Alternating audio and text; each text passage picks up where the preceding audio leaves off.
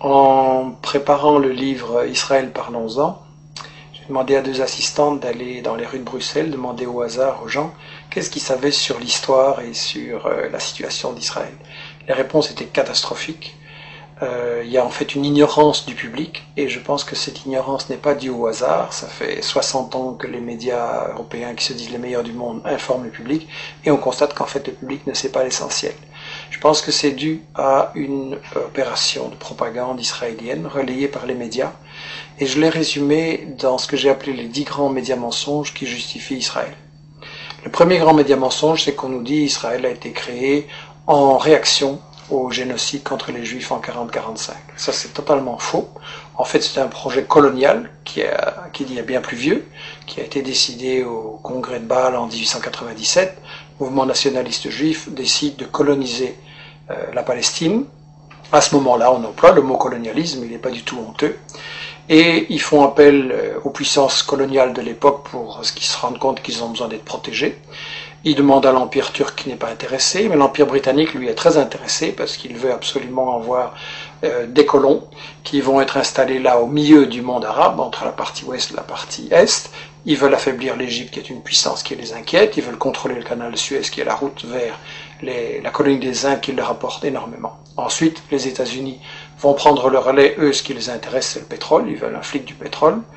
Et donc, création coloniale d'Israël ne date pas du tout de 40-45, c'est bien plus tôt, c'est un projet colonial.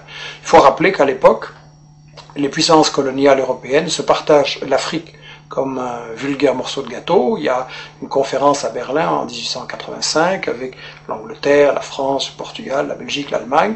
On se partage l'Afrique comme un vulgaire gâteau. Il n'y a évidemment aucun Africain qui est installé, qui est invité, je veux dire. Et donc on est vraiment dans l'époque coloniale. Israël, c'est un projet colonial, il faut le dire. Alors, le deuxième grand mythe qui justifie Israël, c'est oui, mais les Juifs, en fait, ils retournent sur la terre dont ils auraient été chassés par l'Empire romain en 70 après Jésus-Christ. Ça, c'est aussi un mythe total, parce que, en fait, j'ai interviewé dans ce livre l'historien Shlomo Sand, qui a lui-même interviewé les historiens, les archéologues israéliens, et tout le monde dit non, il n'y a pas eu d'exode, et donc il n'y a pas de retour.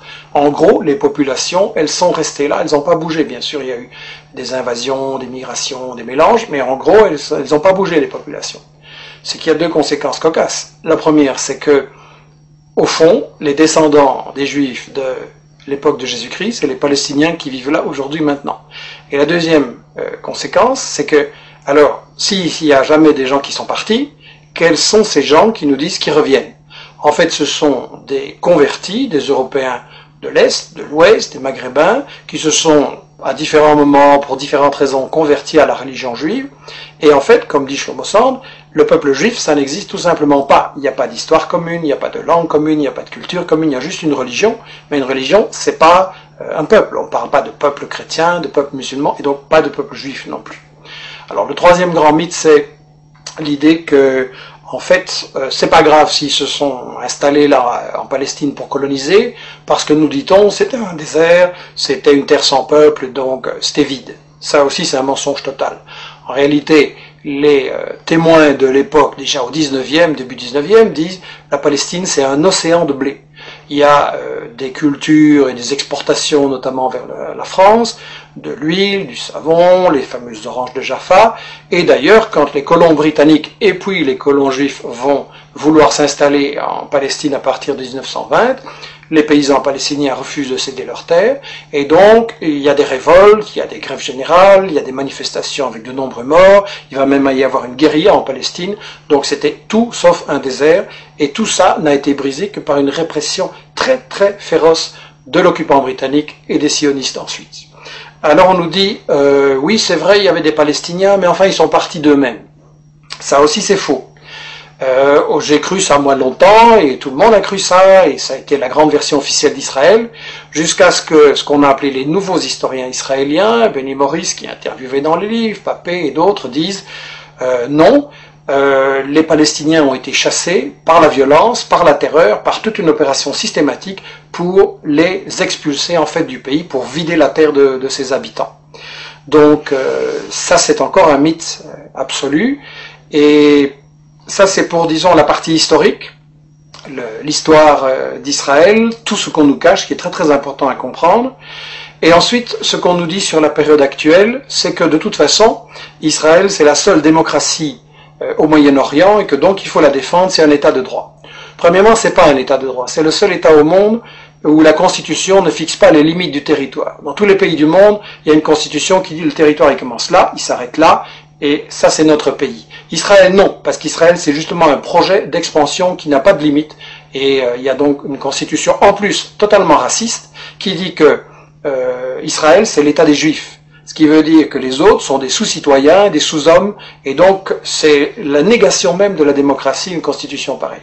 Donc Israël n'est absolument pas une démocratie, et je voudrais dire que en fait, Israël c'est le colonialisme, c'est le vol de la terre, c'est le nettoyage d'une population, ça ne peut pas être considéré comme une démocratie. Alors bien sûr on me dira, il y a un parlement, il y a des médias, il y a des profs d'UNIF qui critiquent, etc. C'est vrai, mais étant donné que c'est un État qui est basé sur le vol de la terre, ça veut dire qu'en fait c'est une démocratie entre les voleurs pour savoir comment ils vont continuer à voler. Et ça n'est pas une démocratie, c'est du colonialisme, c'est toujours de la dictature. Alors on nous dit que les États-Unis, eux, ceux qui cherchent à protéger, en protégeant Israël et en mettant plus de 3 milliards de dollars d'aide militaire en armement chaque année pour aider Israël à bombarder et attaquer ses voisins, on nous dit que les États-Unis, ce qu'ils veulent, c'est protéger la démocratie au Moyen-Orient. Bien.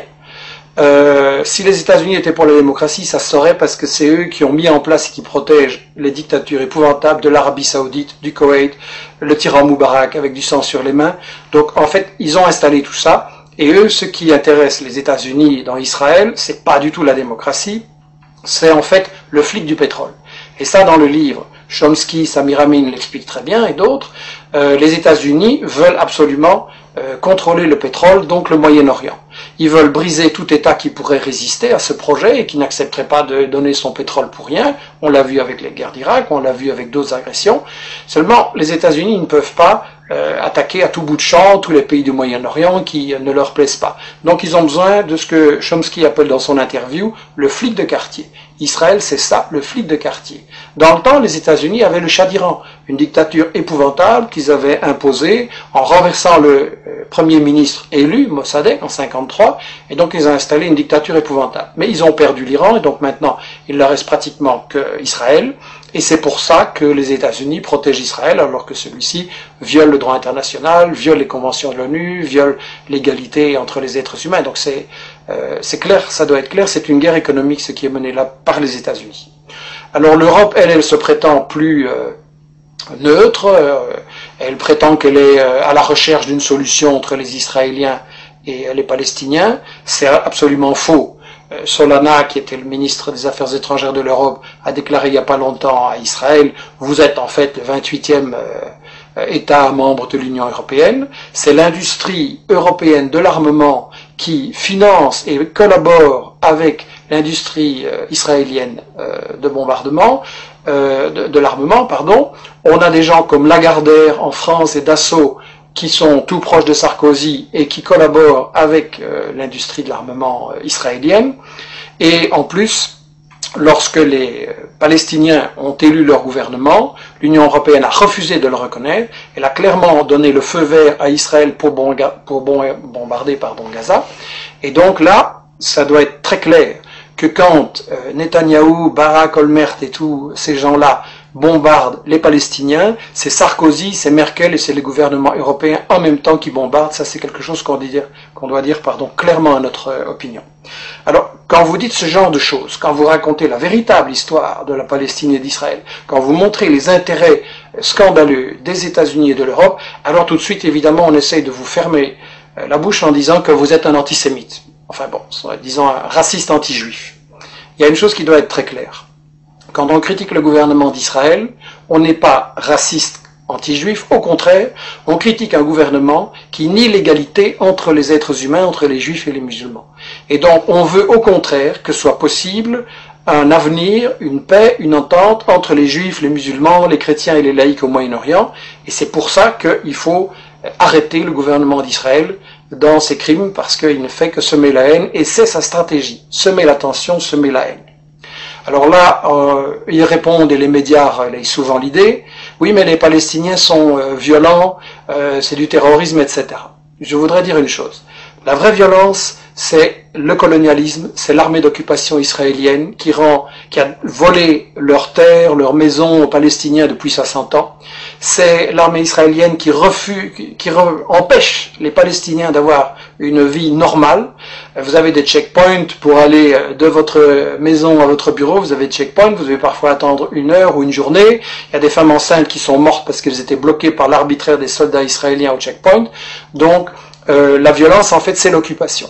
Et je voudrais dire une chose, l'ONU, dans ses textes fondamentaux, reconnaît le droit de tout peuple colonisé, de tout peuple occupé, de résister par tous les moyens qu'il juge bons. Donc la résistance est légitime et la violence c'est l'occupation et c'est tout. Et évidemment, le problème que beaucoup de gens se posent, c'est que face à tant de haine qui sont semées volontairement par Israël et ceux qui le soutiennent, les gens pensent, oui, c'est un conflit qui va durer toujours, il n'y a pas de solution, il y a trop de haine, etc. Il faut savoir que la solution, elle existe. Parce qu'en fait, les grandes organisations palestiniennes, dès le milieu des années 60, ont proposé une solution très démocratique et très simple, à savoir un seul État, sans discrimination, où il y aurait une égalité de droits entre les juifs, les musulmans, les chrétiens et les laïcs. C'est la définition même de la démocratie. Un homme, une femme, une voix. Et Israël a toujours refusé de négocier ces solutions. Qu'est-ce qu'il a fait? Il a emprisonné ou assassiné non seulement récemment les dirigeants du Hamas, mais aussi les dirigeants du Fatah ou du FPLP ou du FDPLP. Donc en fait, Israël refuse de négocier, Israël refuse une solution qui est évidente, et il faut donc se demander pourquoi. Et la seule raison, je l'ai dit, c'est que Israël sert aux États-Unis de flic du pétrole, et donc c'est une guerre économique, c'est une guerre pour le pétrole, c'est une guerre pour les multinationales, et la seule chose qui peut arrêter ça, c'est la pression de tout le monde, des citoyens en Europe, en Amérique latine, en Afrique et au Moyen-Orient et partout, la pression sur les dirigeants politiques qui sont complices d'Israël, la pression sur les médias qui, il faut le dire, ne disent pas la vérité, et ça veut dire par Internet, avec des initiatives comme celle que nous lançons, la lettre d'information sur la Palestine, etc., que chacun fasse l'information, rétablisse la vérité,